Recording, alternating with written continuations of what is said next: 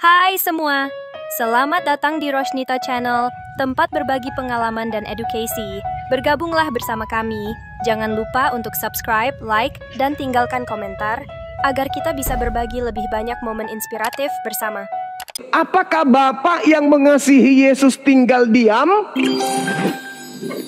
Bapa di surga bisa menyelamatkan dia, Menyelamatkan bisa. Kematian. Nah, Tapi sekarang permasalahannya, punya rencana. Tuhan biarkan itu terjadi. Bapa di surga biarkan itu terjadi. Oh, Karena tidak memang sudah bisa. rencana Bapa. Tidak bisa. Di mana dalilnya Tuhan membiarkan itu terjadi? Sedangkan Yesus mengatakan atas kehendakmu, bukan atas kehendakku, apalagi kehendak iblis. Kalau iblis sudah jelas kata Yesus, sedikit pun tidak akan berkuasa atas diriku. Yohanes 14 nomor 30. Iblis tidak berkuasa atas diriku. Sehingga ketika saudara mengakui bahwa iblis menghendaki kematian terhadap Yesus, Yesus mengatakan, no, iblis tidak akan berkuasa atas diriku. Berarti iblis tidak berhasil membunuhnya. Dengar ya, cuma jangan sembarang menafsir. Dengar ya, doi. Anda yang sembarang menafsir. Yesus yang mengatakan, Yesus yang mengatakan. Yesus ya. Perhatikan doa Yesus. Yesus yang mengatakan, iblis tidak berkuasa sedikit pun atas diriku. Yohanes 14 nomor 30. Benar enggak itu? Benar Ya, tidak? kalau iblis berkuasa dia tidak bangkit cuma. Sekarang bukan masalah bangkit, yang bangkit itu justru iblis. Dan ke situ dulu. Yang disalib ini bukan Yesus, titik. Sekarang ketika iblis berkongko-kongko dengan orang Roma, berkongko dengan ahli Torah, imam kepala mahkamah agama untuk menyalibkan Yesus, berhasil nggak iblisnya? Itu dulu. Berhasil nggak iblis? Berhasil. Berarti Yesus kalah, bohong berarti. Yesus mengatakan sedikit pun iblis tidak berkuasa atas diriku. Ayo. Yesus itu sedikit lebih rendah daripada manusia. Dia meninggalkan kesetaraan Allah. Jadi dia Astagfirullahaladzim, ya Allah ya Karim. Bertulis. Ya. Dari mana Anda mengatakan Yesus itu lebih rendah dari manusia? Ini pemikiran apa lagi ini? Dia Hanya itu manusia, dengar. Yesus di dalam Yohanes 17 nomor 1 nomor 2, Yesus sendiri mengatakan kemuliaannya itu sebelum ada dunia ini itu sudah ada kemuliaan dari Tuhan. Anda mengatakan dia lebih rendah. Yang lebih rendah itu iblis. Iblis lebih rendah dari manusia. Itu betul. Tapi Yesusku, dia adalah manusia mulia. Jaga mulut Anda. Jangan hanya karena Anda itu, dengar, jangan karena hanya syahwat beragama Kristen Anda menabrak akal sehat. Yesus itu manusia yang dikasihi. Anda mengatakan Yesus lebih rendah dari manusia biasa. Astagfirullahaladzim, ya Allah ya Karim. Bang John, Yesus itu manusia mulia. Yesus itu manusia mulia. Yesus mulia. Terus kenapa Anda mengatakan dia lebih rendah dari manusia biasa? Coba Anda dengarkan doa Yesus dulu ya. Bapa, dia kan memohon, sekiranya cawan ini berlalu padaku, tapi kehendakmu yang jadi ya. Kehendak Bapak apa tadi ku bilang? Kehendak Bapak apa? Kehendak Bapaknya Bang John. Kehendak Bapak bunuhlah orang benar. Kehendak Bapak bunuh orang benar atau jangan bunuh orang benar? Kehendak Bapak. Bawa kata-katamu menjadi firman. Kehendak Bapak bunuh orang benar atau jangan bunuh orang benar? Dengar, sudah jelas Yesus yang katakan ya. Saudara John, di dalam kitab saudara Lukas 22 nomor 43, Yesus berdoa, Bapa, sekiranya cawan ini biarlah berlalu, tapi bukan atas kehendakku, tapi atas kehendakmu. Maka seorang malaikat turun dari langit, datang kepada Yesus, memberikan kekuatan kepada Yesus. Nomor 44-nya.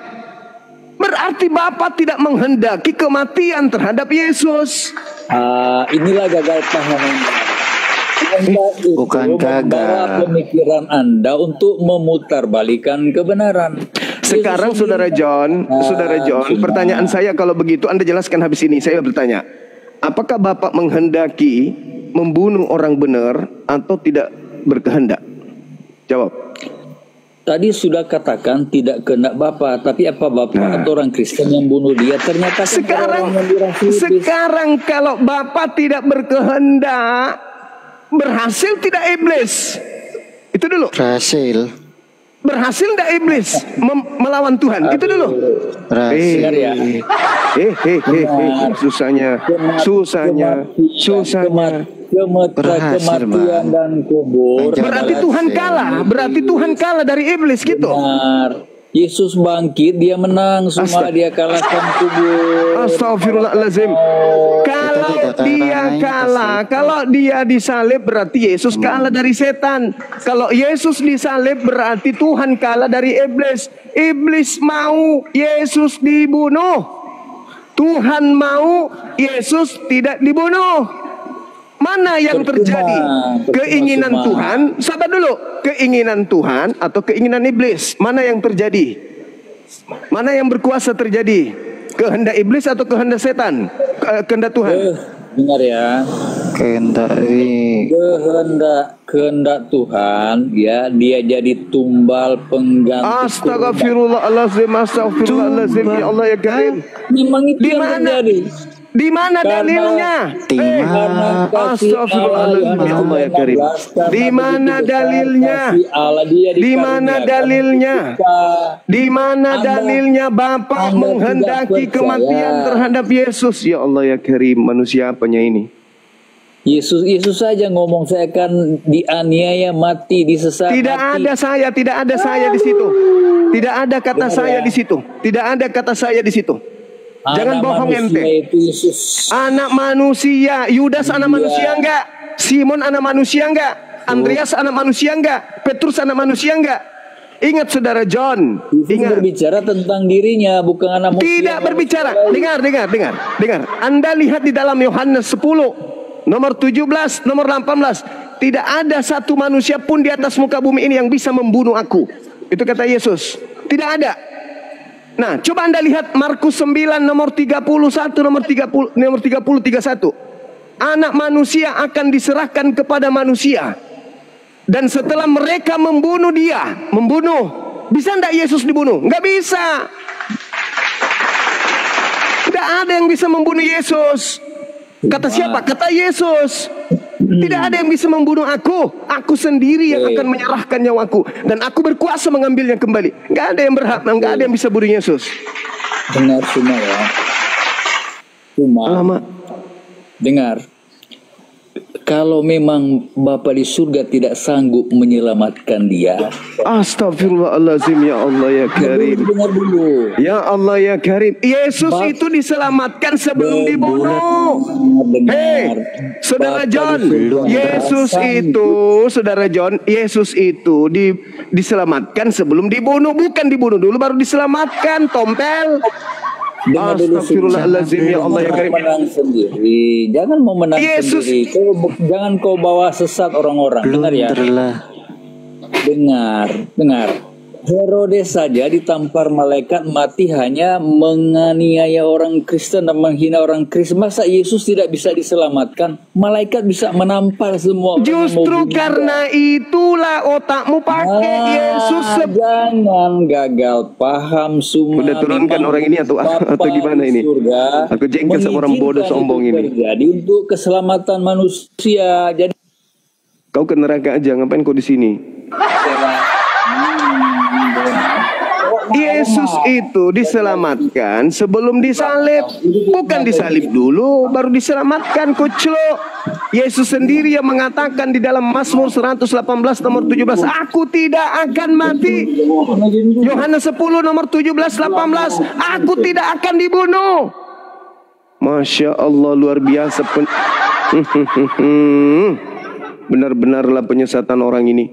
Yesus itu diselamatkan sebelum dibunuh.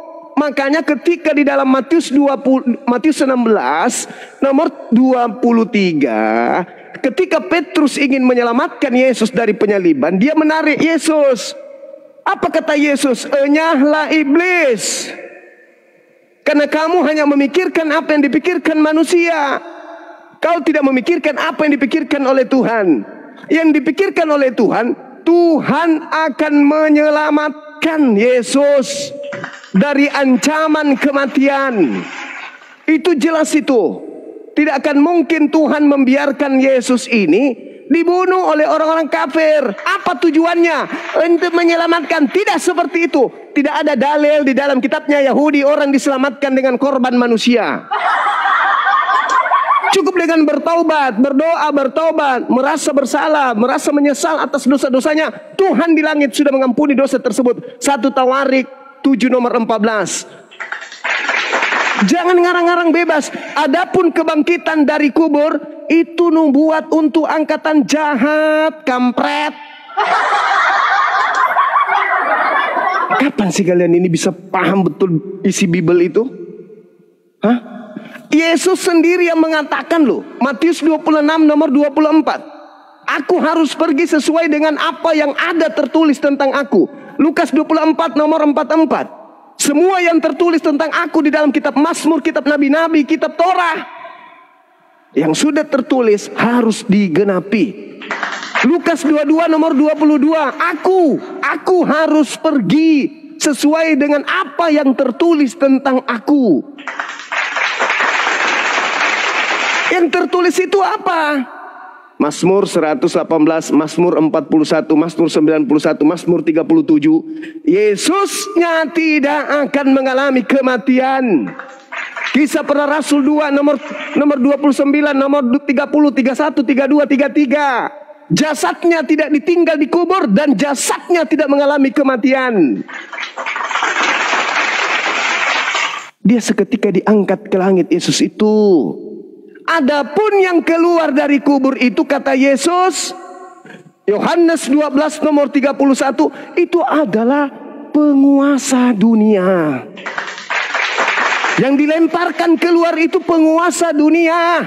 Siapa itu kata Yesus? Iblis. Indikasi kuatnya ada di dalam Matius 12 nomor 38 sampai nomor 40. Ketika Yesus ditanya oleh orang-orang Farisi, Guru, berikan kami sebuah tanda. Apa kata Yesus? Angkatan jahat dan angkatan tidak setia ini minta satu tanda dan tidak akan diberikan satu tanda kecuali tanda Yunus. Sebab Yunus 3 hari 3 malam dalam perut ikan. Demikian juga anak manusia akan berada dalam perut bumi 3 hari 3 malam. Itu tanda untuk siapa? Tanda untuk angkatan jahat, kampret. Makanya Petrus berkhotbah di dalam Kisah Para Rasul 2 nomor 36 tadi. Orang-orang Israel harus tahu Yesus yang kau salibkan itu telah dijadikan menjadi Tuhan dan Kristus untuk angkatan jahat. Astagfirullahaladzim, ya Allah ya Karim. Makanya Al-Quran saya mengatakan wa ikhwanuhum yamuddunahum fil ghayyi tsumma la yukasirun.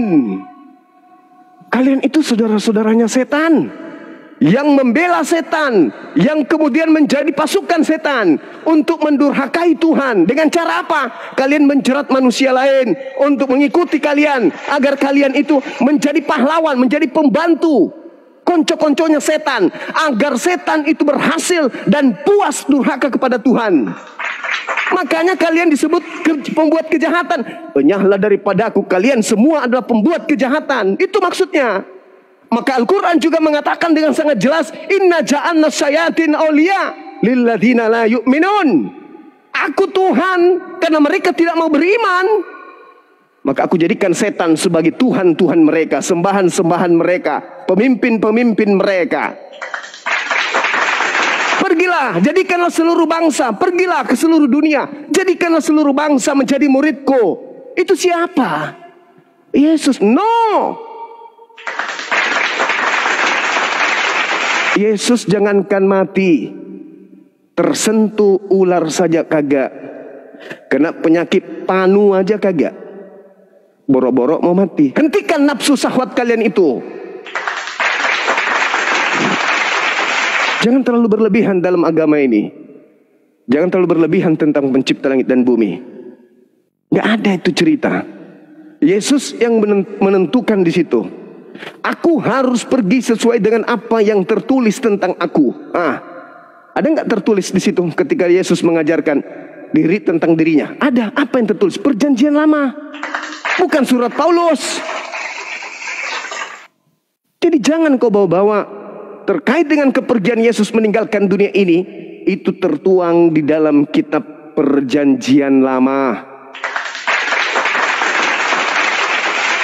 Jangan kau bawa-bawa perjanjian barumu ketika berbicara kepergian Yesus terangkat ke langit. Oke? Paham sampai di situ? Paham? Paham?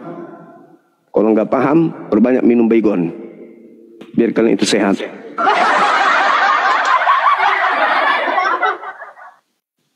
Jangan kayak gitulah Bang John. Jangan begitu. Mutar-mutar kau firman Tuhan katanya, tapi kau putar-putar. Tidak sanggupkah Tuhan membangkitkan? Bukan masalah bangkit. Yang bangkit itu menurut Yesus adalah penguasa dunia yang dilemparkan keluar. Saatnya sekarang dunia dihakimi, kata Yesus. Saatnya sekarang dunia dihakimi. Sekarang penguasa dunia akan datang dan dilemparkan keluar. Keluar dari mana? Baca Yesaya 14 nomor 15. Iblisnya dilemparkan masuk ke dalam kubur. Berarti ketika Yesus mengatakan iblis dilemparkan keluar, berarti keluar dari kubur. Makanya ketika dia keluar dari kubur, apa indikasinya? Kepadaku telah diberi kuasa baik di langit maupun di bumi. Pergilah, jadikanlah seluruh bangsa menjadi muridku. Itu siapa? Hah? Sejak kapan Yesus menerima kuasa langit dan bumi? Kapan? Kapan Yesus menerima kuasa itu? Nggak ada. Kuasa Yesus ceritakan sendiri. Di mana Yesus menceritakan tentang kuasanya? Di dalam Yohanes 5 nomor 30. Aku tidak dapat berbuat apa-apa dari diriku sendiri. Nomor 36. Semua pekerjaan mujizat yang aku lakukan, pekerjaan itu bersaksi bahwa aku bukan penguasa, tetapi aku adalah utusan sang penguasa. Jadi yang keluar mengaku kepada aku telah diberi kuasa itu siapa? Hah? Indikasi kuatnya ada di Lukas 4 nomor 6, nomor 7. Ketika Yesus dicobai, iblis bilang apa? Yesus, apa setan? Kalau kau sembah aku, segala kuasa yang ada, kemuliaan yang ada, akan aku berikan kepadamu. Lihat sebuah kerajaan di bumi ini. Aku perlihatkan seluruhnya kepadamu Yesus.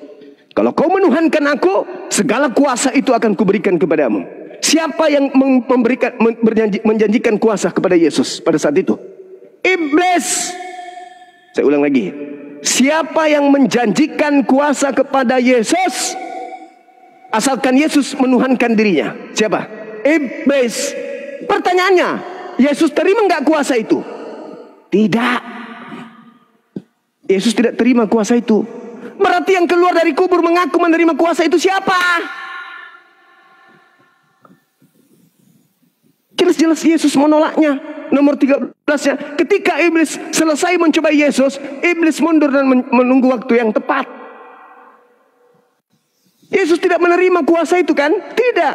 Lalu yang mengaku kepada aku telah diberi kuasa itu siapa? Astagfirullahaladzim, sudah tua, jelek lagi mukanya. Ya, silakan teman-teman. Ya, saya sapa dulu Gurunda. Udah kau fokus aja bikin kue onde-onde itu, John. Jangan kau ikut debat. Kau fokus jualan kue onde-onde. Ngapain kau ikut debat? Nggak ada ilmu.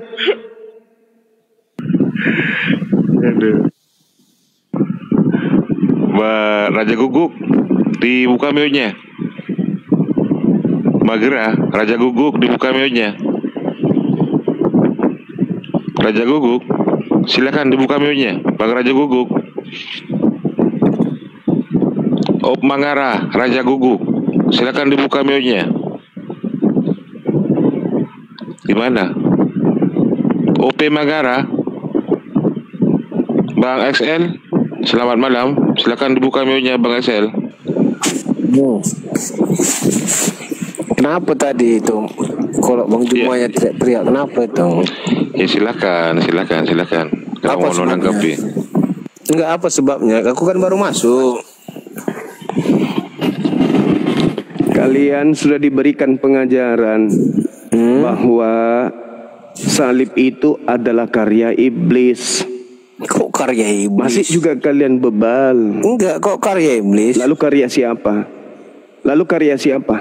Itu kehendak Tuhan. Karya kok siapa? Karya iblis. Gimana? Kehendak Tuhan. Berarti Yesus salah. Kalau dia kehendak iblis, berarti Yesus salah. Apakah Allah tidak ada kuasa menyingkirkan iblis itu? Justru karena itu, ya itu Yesus diselamatkan oleh Tuhan. Allah itu berkuasa di bumi dan di surga. Apa? Kok apa? Lah, matamu suwe. Ini berbicara mengenai penyaliban. Berbicara mengenai penyaliban, Yesus mengatakan yang ingin membunuh aku adalah orang yang melakukan kehendak iblis. Itu kata Yesus. Ayo. Yang mau saya bantah Yesus? Apakah Yesus tidak memiliki kamu mau kuasa bantah Yesus? untuk menyingkirkan Yesus iblis? Yesus berkata, yang mau membunuh dirinya adalah orang yang ingin melakukan kehendak iblis. Ayo, itu kata Yesus. Yohanes 8 nomor 41, 42, 43 sampai 44. Yang mau membunuh Yesus adalah orang yang mau melakukan kehendak setan. Ya, itu iblis. Ya, iblis. Nah, jadi yang mau menyalib Yesus itu kehendak setan. Berarti penyaliban itu adalah rekayasa setan. Karena sebelum dia ada, dia bilang dia akan mati ke salib. Makanya dia bilang kehendak itu kehendak Yesus, kehendak Allah. Kata siapa dia akan mati di atas kehendak salib? Dia mana? Allah Yesus mengatakan itu di mana? Di bumi dan di surga. Iblis itu justru karena itulah, karena Tuhan berkuasa langit dan bumi, maka ketika setan ingin menyelakakan Yesus, Tuhan tidak tinggal diam, Tuhan menyelamatkan Yesus. Coba, nih tak kasih dalil samamu ya. Ketika Yesus dicobai di padang gurun, di Matius 4 Anda baca. Bukan, iblis dalam membawa Yesus kemudian diselamatkan. padang gurun untuk Matius 4 tuyul. Matius 4 iblis berkata, dengar. Iblis berkata begini. Iblis berkata begini di dalam Matius 4. Tuyul ngomong. Yesus, jikalau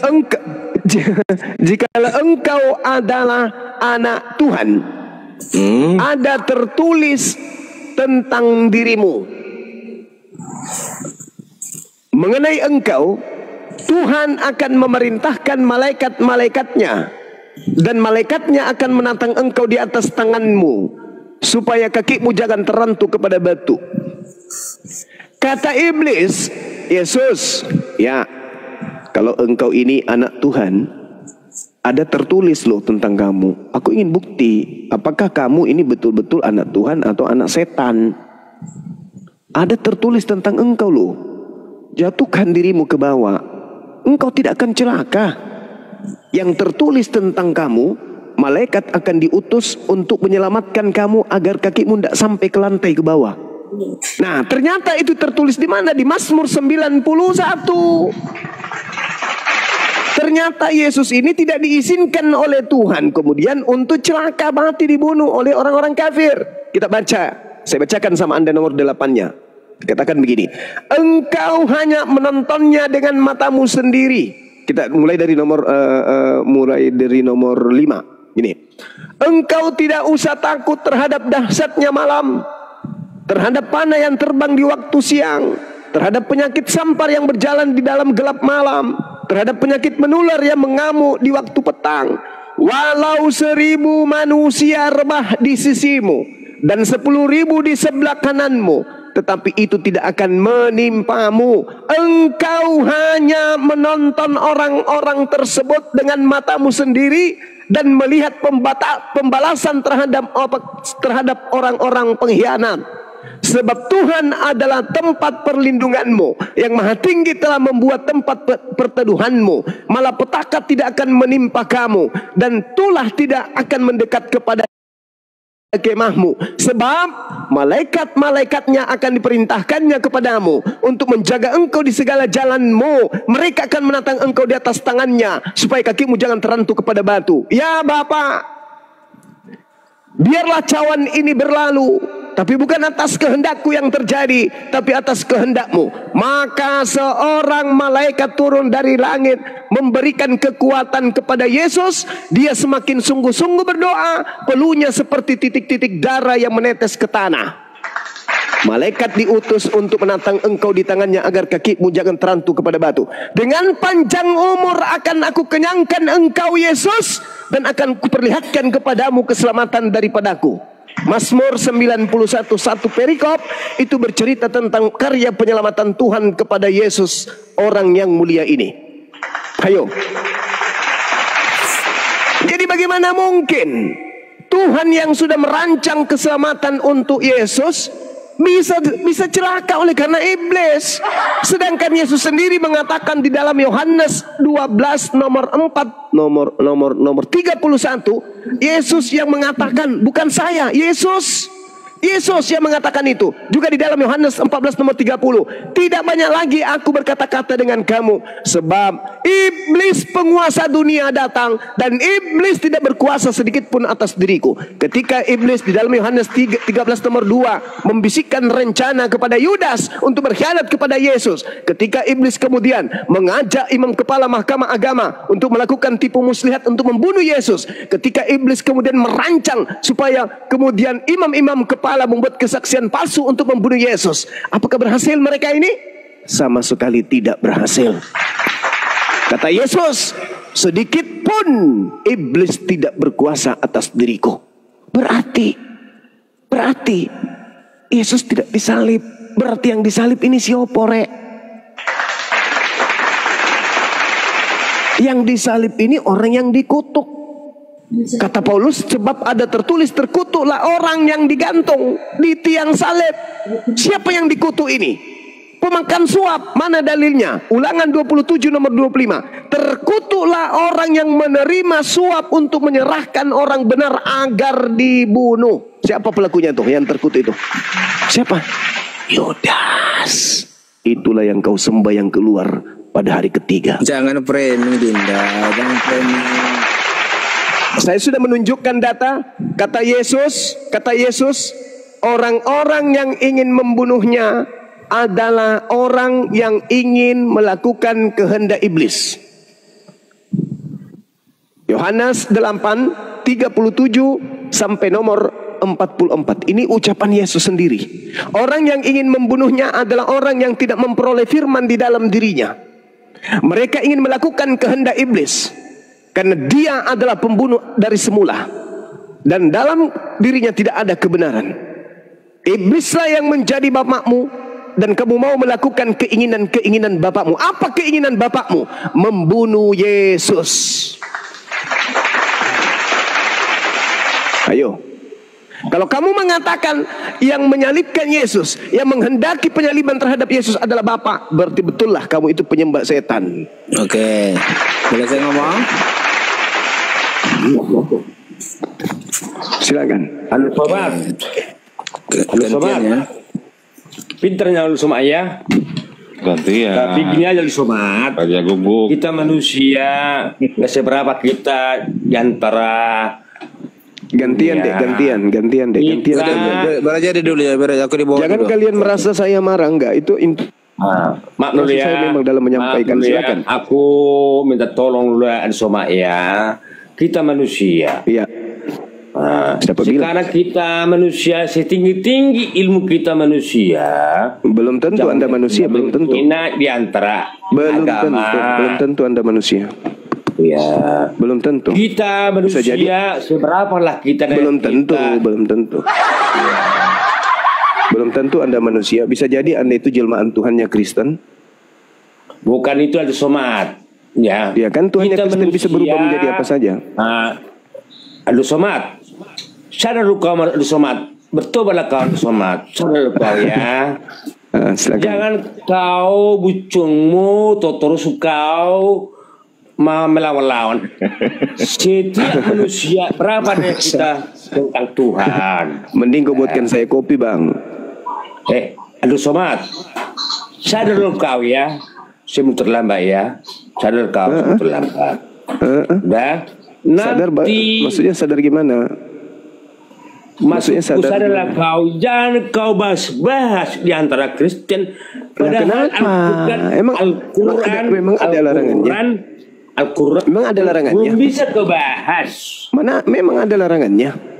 Ya. Nggak ada. Ini yang sama ya.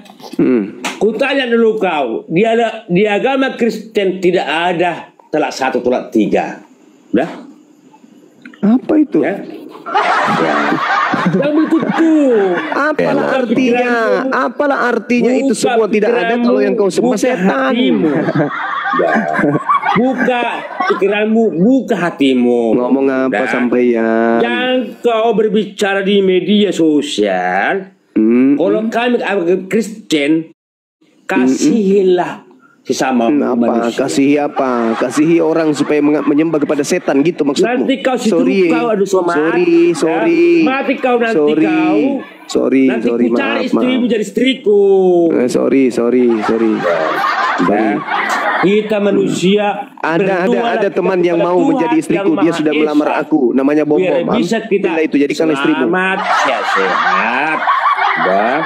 Udahlah, kamu ke bawah aja, di bawah. Kau bersihkan batu nisanmu, pesan batu nisan, kau persiapkan batu nisanmu untuk ke neraka, Apa kau di sini ngapain kau nasihati saya? Kau nasihati diri kau itu yang bersunat aja kagak. Sok paten.